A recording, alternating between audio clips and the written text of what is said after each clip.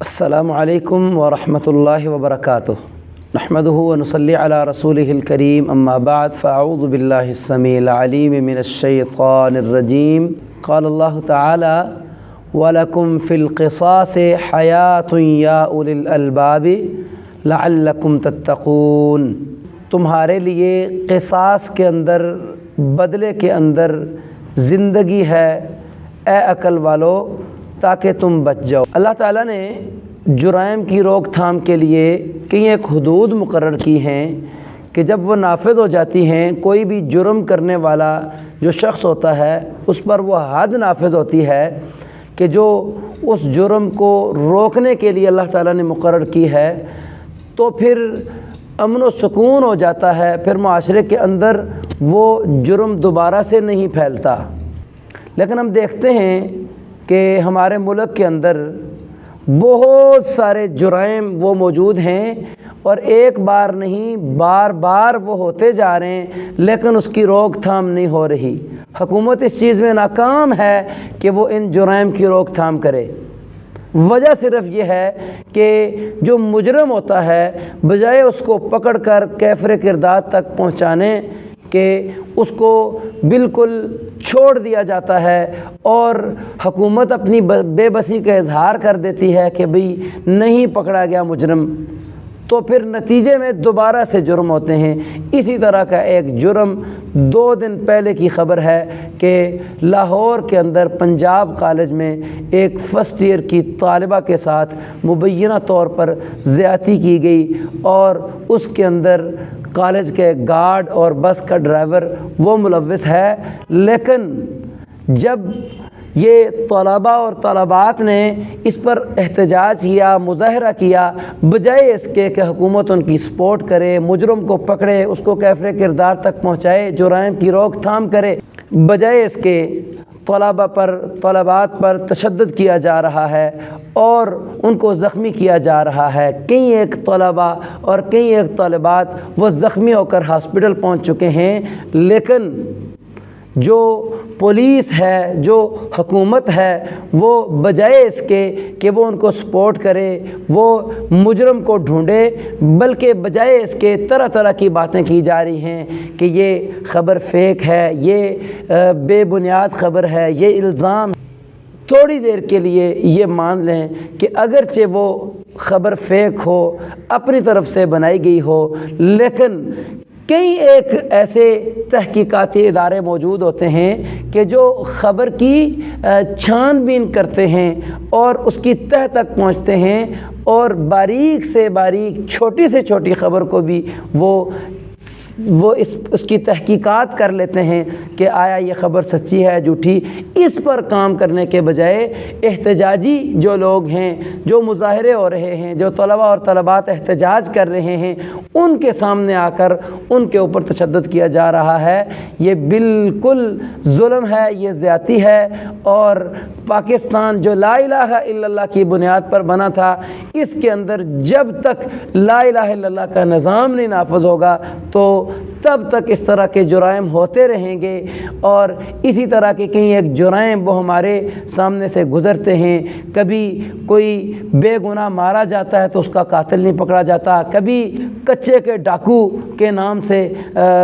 لوگوں کو پکڑ کر ان کو تاوان کے بدلے میں مارا جاتا ہے، اور اسی طرح کبھی جو ہے بچیوں کے ساتھ ریپ کیا جاتا ہے، اور کبھی کیا تو کبھی کیا۔ تو یہ افسوسناک بات ہے، انتہائی افسوس والی بات ہے کہ حکومت اس چیز میں ناکام ہے کہ وہ ان جرائم کی روک تھام کرے۔ میرا حکومت پاکستان سے یہ مطالبہ ہے کہ یہ آپ کی ذمہ داری ہے، اور اللہ تعالیٰ نے آپ کو جو اقتدار دیا ہے اس کے بارے میں آپ سے سوال ہوگا،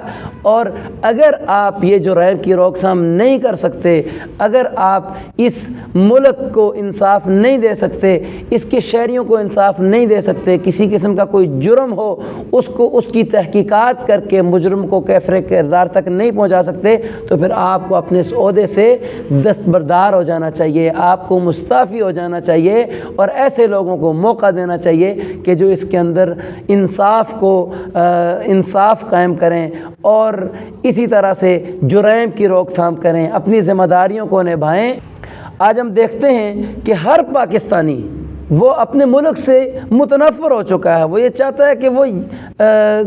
یہاں پہ نہ رہے، اس کا اگر بس چلے تو یہاں سے باہر چلا جائے، کسی اور ملک میں جا کر وہ رہائش پذیر ہو جائے۔ اسی طرح کی ایک بات ڈاکٹر ذاکر نائک صاحب نے وہ کہی کہ جب اس ملک کے اندر اسلامی قانون نافذ ہو جائے گا تو پھر میں خود جہاں آ کر رہنے کے لیے نیشنلٹی مانگوں گا، میں شہریت مانگوں گا کہ مجھے یہاں رہنے دو۔ یعنی اب تک یہاں پر کوئی انصاف نہیں ہے، کوئی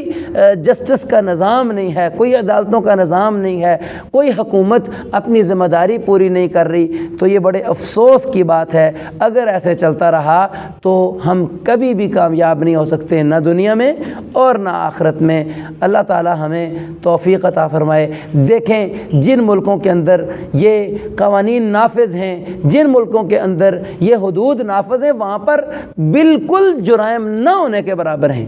آپ سعودی عربیہ کو دیکھ لیں کہ آپ نے خود دیکھا ہوگا کہ کچھ عرصہ پہلے ایک شخص سے نہ چاہتے ہوئے، اپنے چاچا کا بیٹا تھا یا اس کا کوئی کزن تھا، اس کا قتل ہو گیا نہ چاہتے ہوئے، تو اس کے پورے خاندان نے کس طرح سے آ کر معافیاں، منتیں، سماجتیں کی، اور پھر اپنی پگڑیاں اتار کر، اپنے رومال اتار کر، اپنے سر پہ جو رکھی ہوئی چیز ہوتی ہے، اس کی عزت ہوتی ہے، اس کو اتار کر ان کے پاؤں میں رکھا اور گڑ گڑا کر ان کے سامنے معافی مانگنے کی کوشش کی۔ لیکن انہوں نے جب معاف نہیں کیا تو حکومت نے، عدالت نے اس مجرم کو، اس قاتل کو سزا دی اور اس کو بدلے کے اندر مارا گیا، قتل کیا گیا۔ تو جب یہ ہوگا، ہر جرم کی سزا جو اسلام نے متعین کی ہے وہ دی جائے گی، تو ان جرائم کی روک تھام ہوگی۔ تو ابھی آپ سوشل میڈیا پر جو نیوز ہیں وہ بھی دیکھ رہے ہوں گے کہ کیا حالات ہیں ملک کے اندر اس وقت، لاہور کے اندر پنجاب کالج کے کیا حالات ہیں، کس طرح سے احتجاجی مظاہرے ہو رہے ہیں۔ تو دونوں صورتوں کے اندر حکومت ذمہ دار ہے۔ اگر یہ چیز نہیں ہوئی، اگر یہ الزام ہے، اگر یہ فیک خبر ہے، تو اس کی بھی تحقیقات کر کے اس کو واضح کرنا حکومت کی ذمہ داری ہے۔ اور اگر یہ ایسا کام ہوا ہے، اگر یہ جرم ہوا ہے پنجاب کالج کے اندر، تو اس مجرم کو تلاش کر کے، اس کو پکڑ کے، اس کو کیفر کردار تک پہنچانا، اس کو اس کی سزا دینا، اس پر حد نافذ کرنا، یہ بھی حکومت کی ذمہ داری ہے۔ تو حکومت کو اپنی ذمہ داری ادا کرنی چاہیے۔ بصورت دیگر حکومت کے لیے، ایک اقتدار والے کے لیے، ایک راعی اور ایک حکمران کے لیے رسول اللہ صلی اللہ علیہ وسلم کا صحیح فرمان ہے کہ جو کوئی بھی بندہ کہ جس کو اللہ تعالیٰ اقتدار دے، اس کو رعیت دے، اس کو ذمہ دار بنائے، اور وہ اپنی عوام کو، اپنے متحد لوگوں کو دھوکہ دے اور اسی حالت کے اندر وہ مر جائے، اللہ تعالیٰ نے اس پر جنت کو حرام کر دیا ہے۔ تو حکومت کو یہ بات سوچنی چاہیے اور اس معاملے کی تحقیق کر کے جو بھی سچ اور جھوٹ ہے اس کو واضح کر کے عوام کے سامنے پیش کرنا چاہیے، اور ایک مثال قائم کرنی چاہیے کہ ہم